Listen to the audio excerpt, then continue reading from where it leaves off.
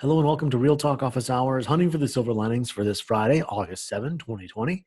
Hosted today by Corey Hart, myself, and George Katsanos. We're here in West Michigan in the Great Lakes region of the United States of America. And we have a very special guest today from Jakarta. We have Jessica, Chapter Director for Startup Grind over there. We are brought to you by Startup Grind, the world's largest startup community with over 600 chapters in 125 plus countries.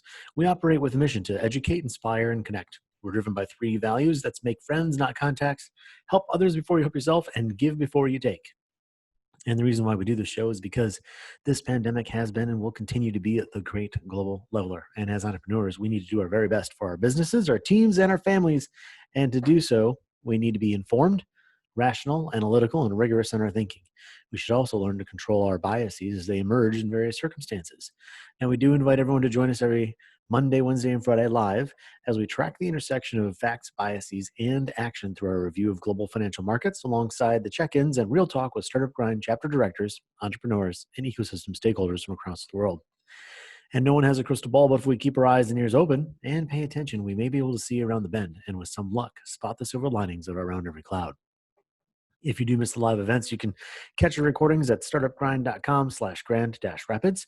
And before I introduce George for the global market update, we're going to do a little bit of housekeeping. That is, comments made and views expressed by all participants in this podcast are not intended to invite or incite individuals, entrepreneurs, or investors to buy or sell financial assets, real assets, commodities, futures, and or options. The purpose of this podcast is to educate and to inform, not to trade or to invest. If you feel compelled to trade and or invest, please call your broker. And remember, however, risk is everywhere, even when you think that you are not taking a risk. And with that, we're going to get started with George Katsanos and the global market update. Hello, everyone, and welcome to Real Talk, the market update. Friday today, and the big news was the jobs report. The unemployment rate fell to 10.2%, and the job report that we saw was absolutely positive. The outcome was as slightly better than expected. We have seen that the reduction in unemployment is positive news, and this is being reflected across the board in the financial markets.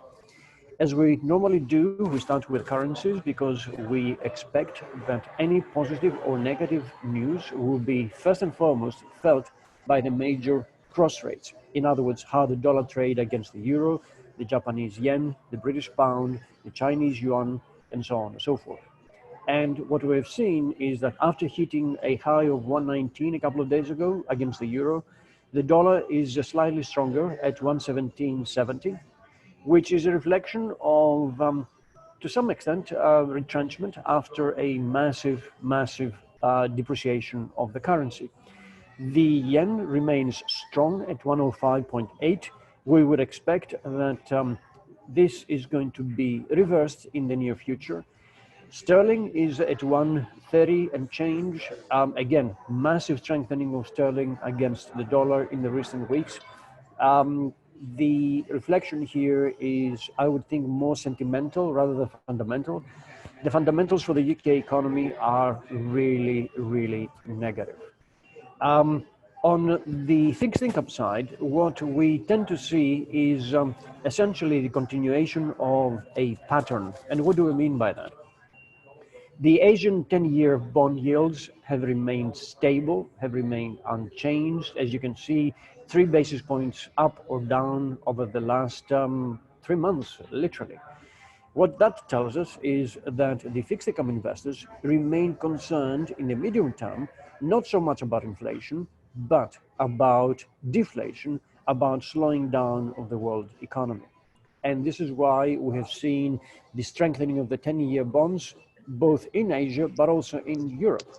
Look at Germany, look at Switzerland. I mean, Switzerland is almost minus 0.6%, the yield of the 10-year.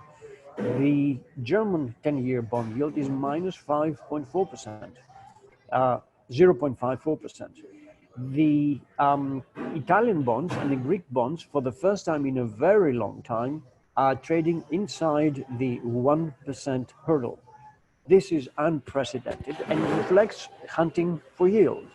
investors, fixed income investors, want to find yield, and in a world of either zero interest rates or negative interest rates, high yielders like Italy and Greece seem to be, for the time being, a safe bet.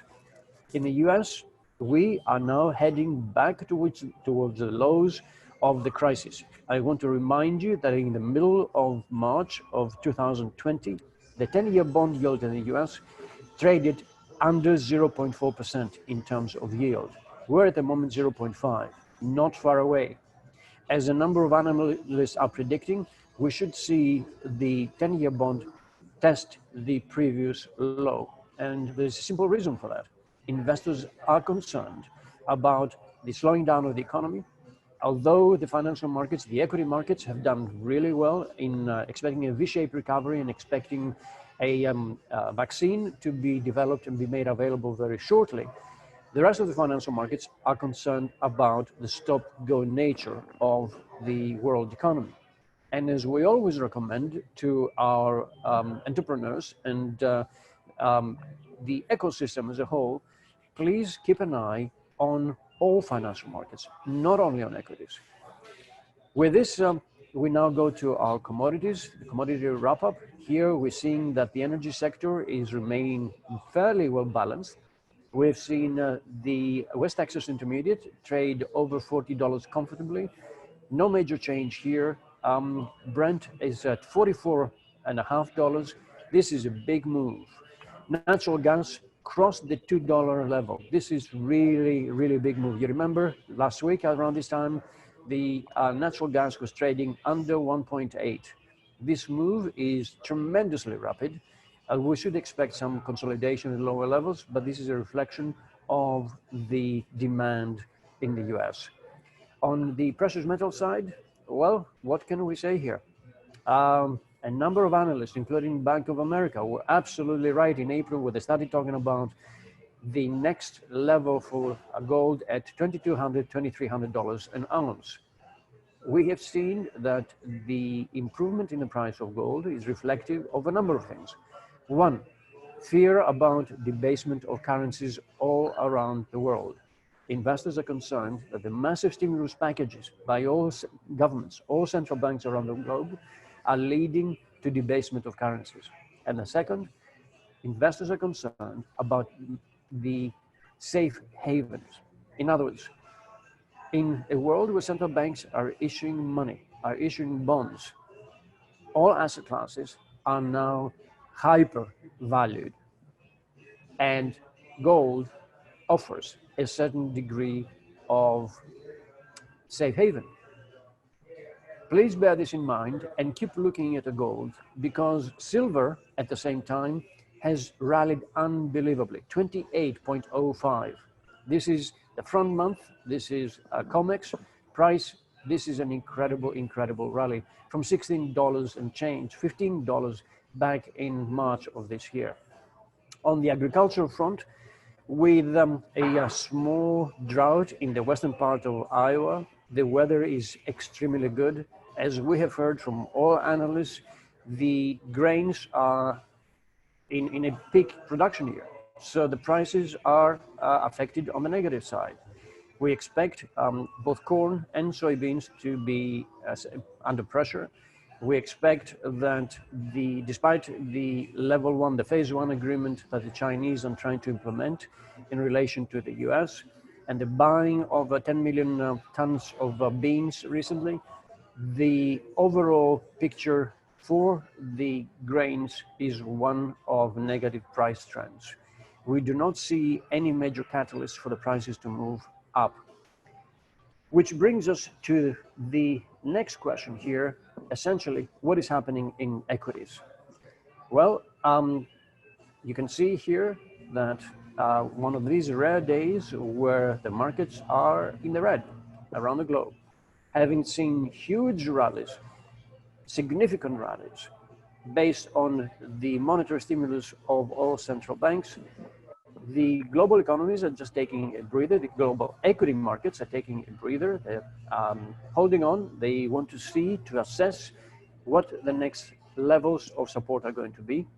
I think it is fair to say that the tit for tat between the US government and the Chinese government is also playing a role here. We are listening to the backdrop of comments about TikTok, about Huawei, and so on and so forth. And to some extent, this is not very positive for certain investors.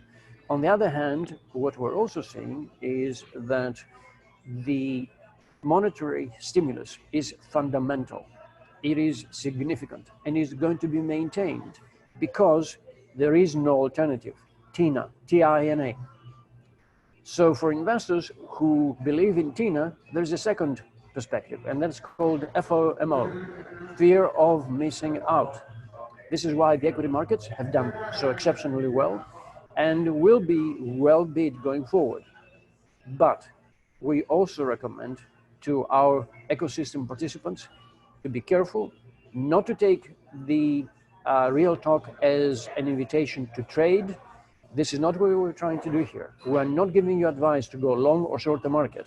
If you feel that you need to do this, please talk to a psychologist or to your broker. Both can help you. Back to you, Corey. Thanks, George.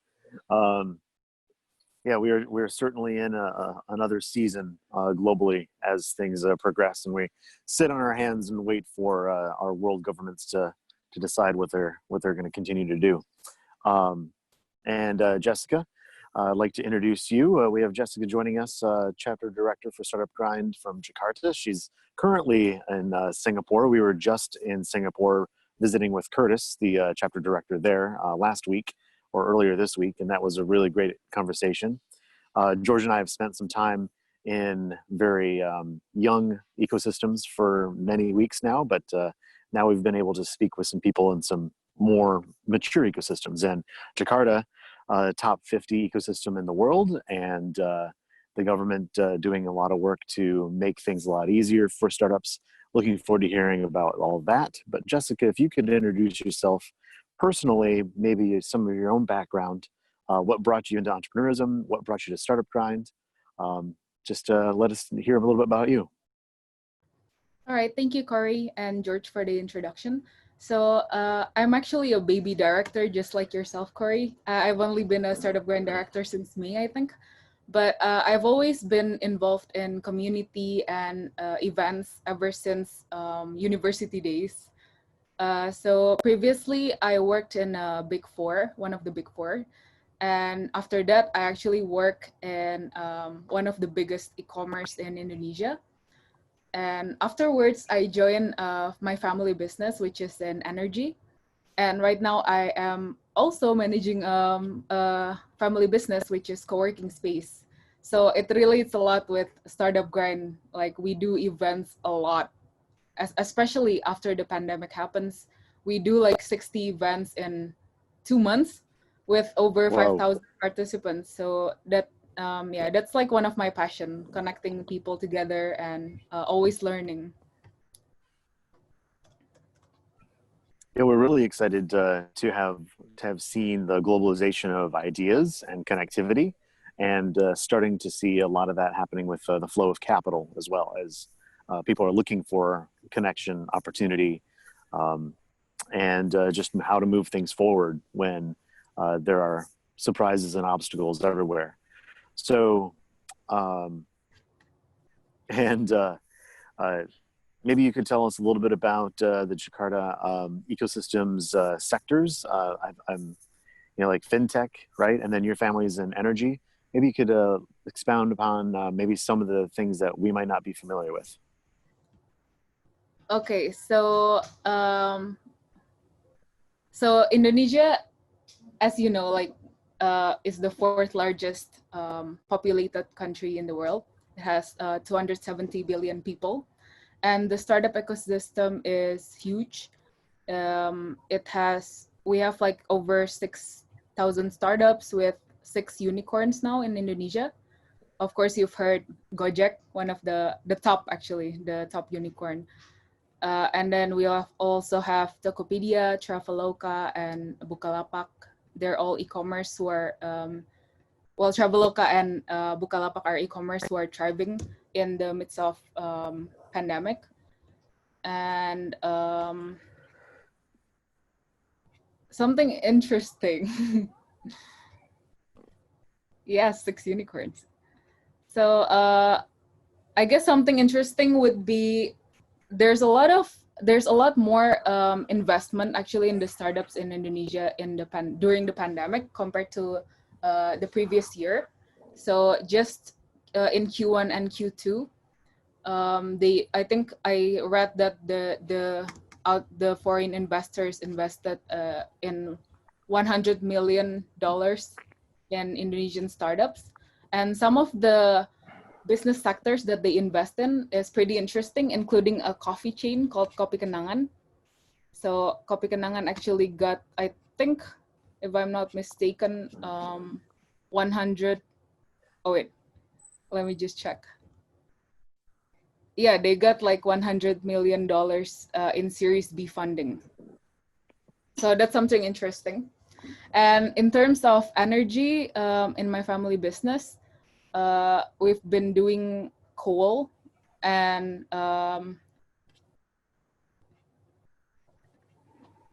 who are the founders of the startups?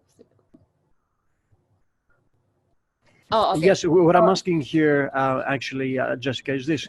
When we look at the startup ecosystem, what is your typical founder? Is it old families with established businesses that are going into digitalization? Are there serial entrepreneurs who have been grown into the system and they know how it works? Are they students from the university with wonderful ideas? Can you give us a sense of this startup? I think it varies, but a lot of them I feel like is overseas graduate founders who are perhaps they have like a background of entrepreneurs in their own families, but a lot of them are also like serial founders, young tech entrepreneurs, as you said. I feel like also a lot of established family businesses try to create some sort of tech startup. So yes, all of this that you mentioned, I feel like are founders of the startups in Indonesia. Which is quite interesting because essentially you're describing a relatively mature ecosystem, right? Yes. Now, as far as so we have a variety of founders from the different various sources. The support when they need to they go from idea to like MVP, etc. Your family has a co-working space. Is there a lot of government programming? Is there private funding resources, incubators, accelerators? How do the individual founders say they don't come from like a wealthy family? How do they get support, help to move their idea, say, from that 0 to 10? Yeah, so the government provides a lot of those programs, like free programs for small businesses and aspiring entrepreneurs. And if not the government, I feel like the private sectors have also tried to provide those programs for the aspiring entrepreneurs that are affordable. And there are also a lot of like scholarships and grants given to people who want to build businesses but don't have the resources. I think the government has done a lot of programs in boosting the entrepreneurial scene in Indonesia. Mm-hmm. Now, the university system, are they pumping out like really talented, qualified individuals for entrepreneurism and talent? And then is there support, like follow-on support from in the university system? Is there some innovation in that system? Is there like tech transfer coming out of there? I've heard a lot of like podcasts talking about the lack of digital workforce in Indonesia, but I feel like right now that's an opportunity for universities to grow like they haven't really, I feel like they haven't really focused on the building techpreneurs, but there are other private companies who are doing it. For example, like Hacktivate, they do a coding bootcamp, and they directly connect the graduates to big startups. So there have been a lot of programs like that, like coding bootcamps. So, and that kind of is related to one of your previous comments where you said that there are a lot of founders and entrepreneurs coming from outside of the country Yeah. to land and begin their enterprise and then expand from there. And so, do people go out of country to get the education, say in the U.S. or Europe or Yeah. elsewhere in Asia, and then they return home and start their businesses? Yeah, I think a lot of like foreign graduates return back to Indonesia, being inspired by the startups from abroad. Like for example, I feel like Gojek was also inspired. They also got inspired by Uber, perhaps when Nadim studied in Harvard, and because their Indonesian market is still, I feel, pretty untouched. So there are a lot of areas for improvement and a lot of opportunities to solve problems, you know, like even in healthcare, education, traffic jam is one of our main problems. So there's still a lot of problems to solve for entrepreneurs. Are there some cases in your community? I know that you said you're kind of a baby director, just like myself, but perhaps you have some community members doing some exciting things in this time right now, innovating. Can you point to one or two of these maybe entrepreneurs or startups and the challenges that they're tackling? So I think one of the community members I would highlight is Women Works. They just joined the startup grind program, actually, the startup program. So she used to be the one of the heads in Gojek, and her name is Wendy. And right now she's making a mentorship program for women. So it's called Women Works, and what she is doing is trying to help like graduates or students who want to achieve better education in the startup world, and trying to connect them to like the big startups, so they would have the better resources for their career and business. That's really great to hear. We're always interested in hearing about the topic of gender equity. We're seeing that across the globe, women are suffering, in greater numbers than men, for somewhat obvious reasons. We heard from Celestine, the chapter director outside Nairobi, about a government program where they are specifically earmarking millions of dollars to help female entrepreneurs, women entrepreneurs, business owners, whether they're brick and mortar, whether it's textiles, farming, etc. But they're actively trying to, battle that problem. What is that like in your ecosystem as far as gender equity, opportunities for women, etc.? Honestly, I feel like for myself, maybe I'm privileged, but I don't really feel there's a lot of female empowerment figures in Indonesia.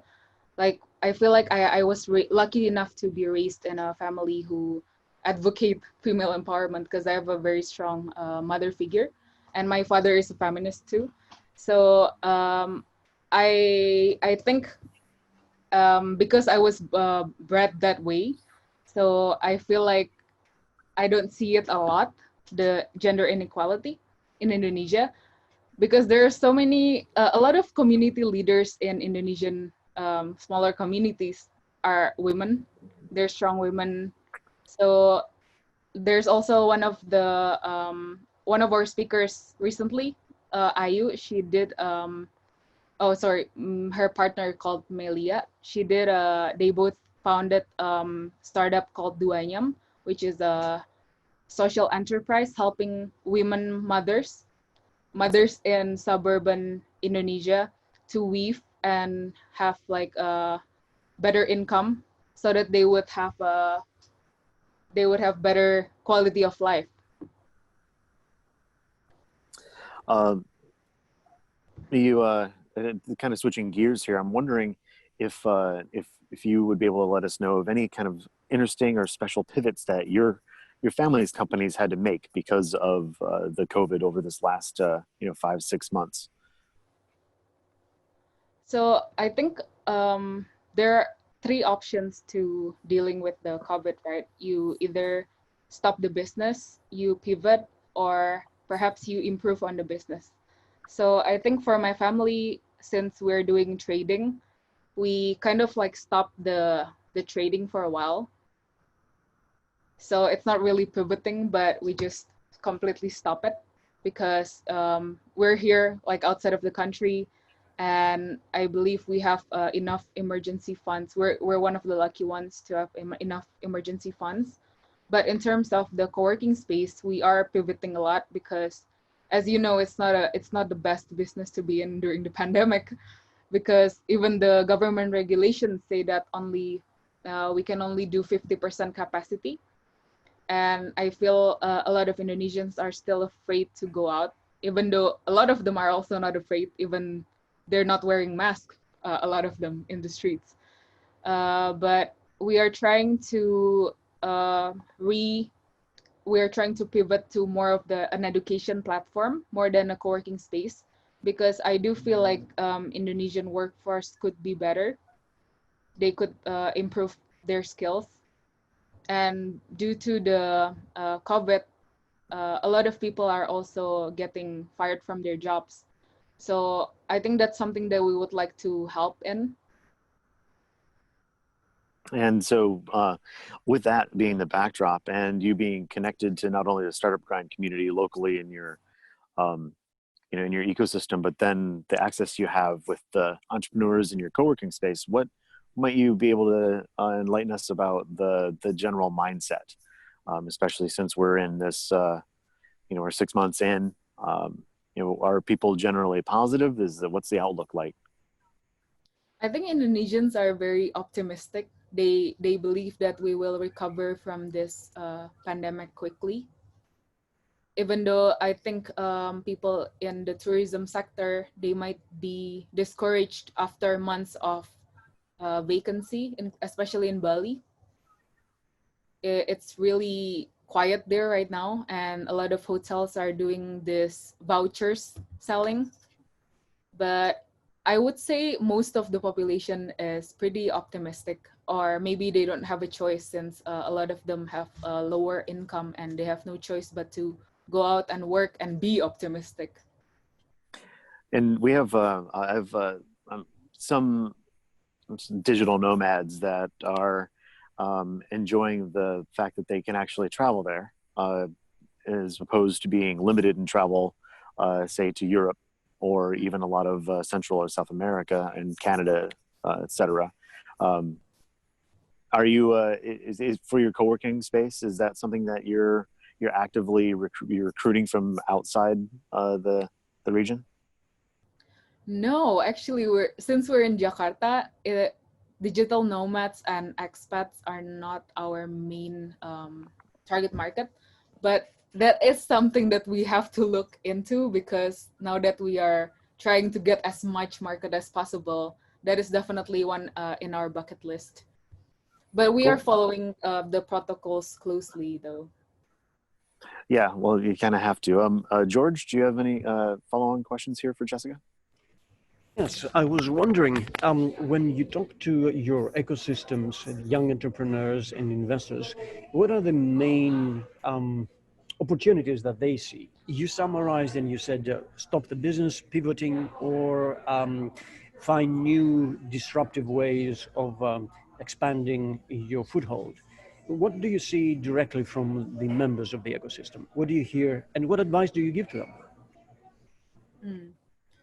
I would say a lot of them are either pivoting or trying to digitize their business. I have a lot of friends in food and beverage, and they focus on delivery right now, online delivery. So they use Gojek, Grab, as their online delivery, and I think they're doing well, even though the restaurant um, in diners are not well, but the online sales have been increasing.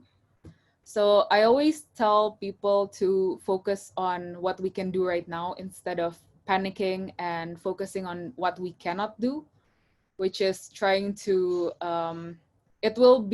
it's pretty useless and it's energy and time draining to think about all the things that can't be done right now. So I always tell people to just focus on what we can do and do our best at it. Thank you. That is a wonderful, wonderful summary. And that's impressive, actually, that you're able to bring all this expertise and knowledge to an ecosystem that is advancing. Until you mentioned it, I was not aware that there were 6 unicorns in Indonesia. That is really impressive. It is. One of the questions I was going to ask, let's assume Corey and I showed up in Jakarta and we said, okay, we have this wonderful idea and would like to start up a business. Where would we find our first capital? Would it be family and friends? Would it be VCs? Would it be serial entrepreneurs? Where would be our first capital? I would say family and friends, of course. But then again, P2P is very in right now in Indonesia. It's not that hard to get landing from the P2P platform. So I think that's another thing you can do. You mean crowdfunding or a kind of VC? More like a peer-to-peer lending. So they have like project financing. Very interesting. Thank you. Yeah, on the topic of finding investment, is there a particular hole where there is an opportunity there? We see in our region in the Great Lakes here in the United States that it's not very difficult to do the friends and family. It's not difficult to find angel funds. But as soon as you are in the $1.5–2 million range of trying to raise, that's when there's just nothing, and you have to look outside the region. But then Series A, Series B, we're back in the game again. There's a big appetite to invest in that stage. Is there a similar kind of hole somewhere for startups in your area? I would say it's the same thing, especially right now, like VCs are very careful about who they invest in. But I think with the P2P option, it is easier for people to get project financing, but not in a larger scale, maybe in the smaller scale. But for Okay. a larger scale, they would have to go through a lot of like procedures and careful due diligence. So yeah, it's the same, I guess. Now you mentioned, since you are a fairly mature ecosystem, you said that there are a lot of deals being done right now. Money's flowing, deals are getting done. Are you able to speak to if there's anything happening to the valuations? I can't talk about that because I'm not really like an expert in the startup valuation and financial valuation. But we are gonna invite one of the startups that have been invested during the pandemic soon. So maybe you can stay updated. Absolutely. Yeah, George, any further questions? No, I mean, the valuation question is an important one. We have seen in most of our discussions that valuations have changed marginally because of the pandemic, particularly because when there's good companies, there will always be capital willing to invest in these companies. For instance, we've seen that in telemedicine, educational technology, and fintech, applications that are worthwhile find investors even in the most difficult of times. Are there any sectors that you see as benefiting from the crisis? Yeah, I think the fintech industry is one of the most attractive right now for investors. I find that I think 3 or 4 startups in fintech getting funds right now. Other than that, surprisingly, there's also like a startup on who's doing hospitality. and furniture getting funding during this pandemic. And the other one is that coffee chain I told you guys about. And other than that, Traveloka actually also got funding. And the other one is logistics and data.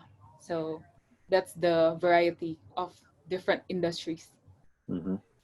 Thank you.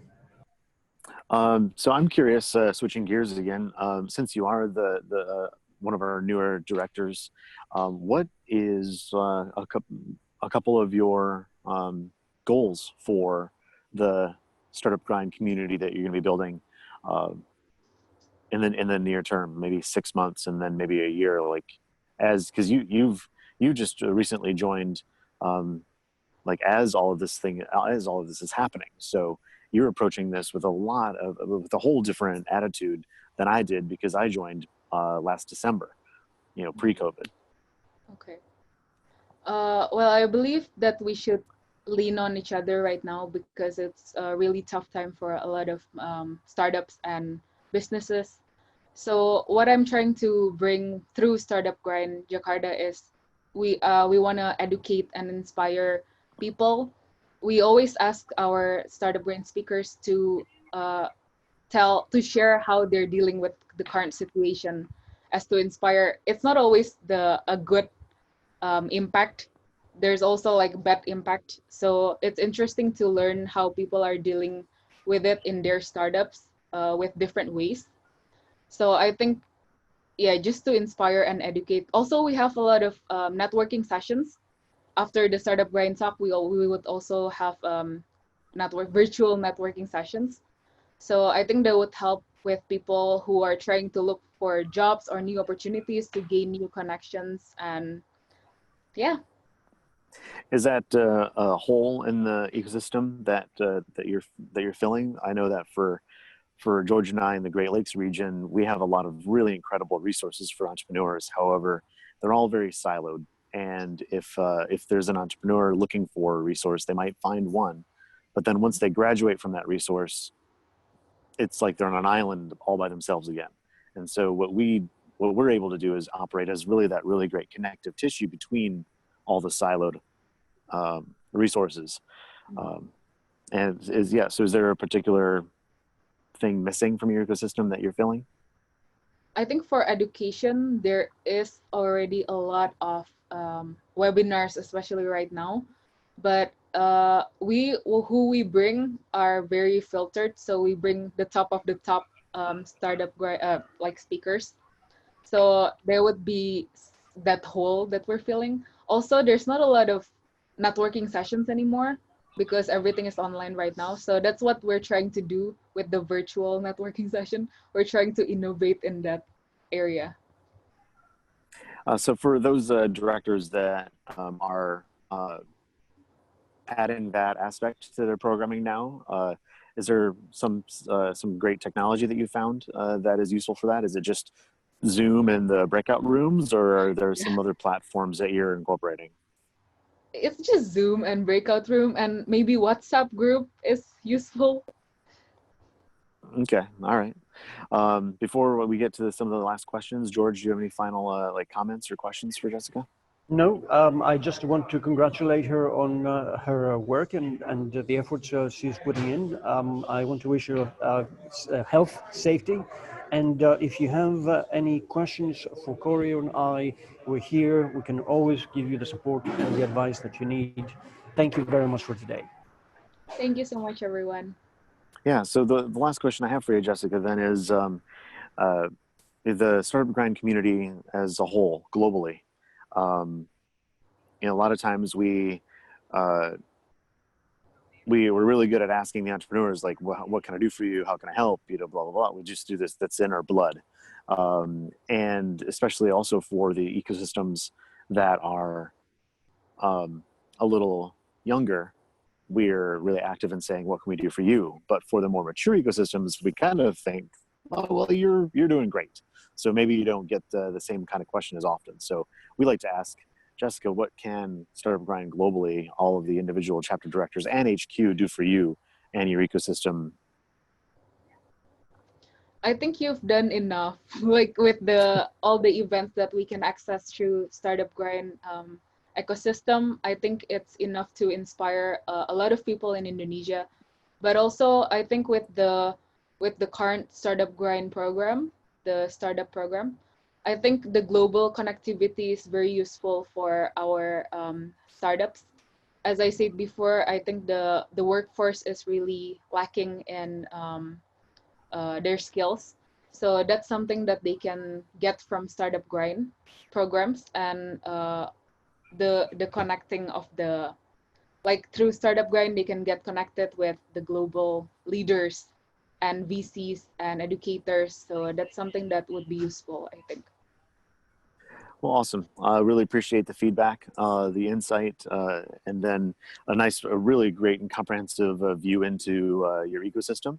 You're clearly the right person for that job, and so grateful for all the work that you do for everybody there.